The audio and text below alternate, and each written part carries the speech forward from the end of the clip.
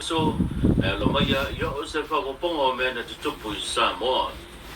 e mo tu tan tu tala mo fa ulu ilu mo fam sno ngale changi lo pisa silio mo changa lo mo fam sno ngale sunga pari I John Tamanlangi an fele e fa sanga I se tasi o ala ata fa sala lau mai tu no mamao le mo fa ingoina o le mau to di inga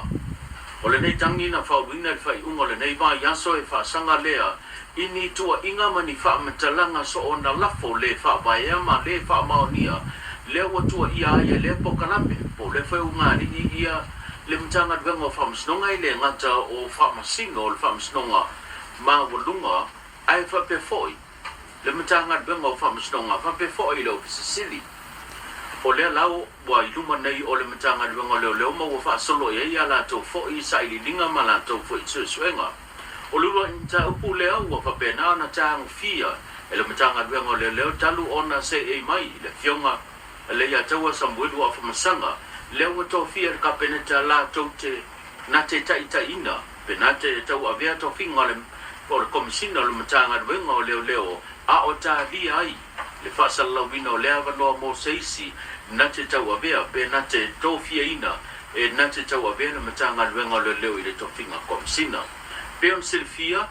o le pokalame le nei po, le alaata le nei, o le mautau I inga, o tele fai tionga ma whaasalalunga, I le mafofau o upu le fatua o ia, ma wa le pete ele nofo file mu, e pei ona whaonga ina, e leo ngā li o lo whaatino ina la o fai pokalame. O se alaata o lo latu langolangoa, ia le vaenga whaufai, ia le puipuia le ia tau tangata, pita ia le mo manatu nisi, o famtalanga so na la forma le mafofau le wa faonga ina le foi pokalame wo ia ile ba tapuia le ngata le nofo le leio tangata le tunu e mai se le tau mia mana fi ai o le ia tau tangata e lo mai le temi nei se tala la tamai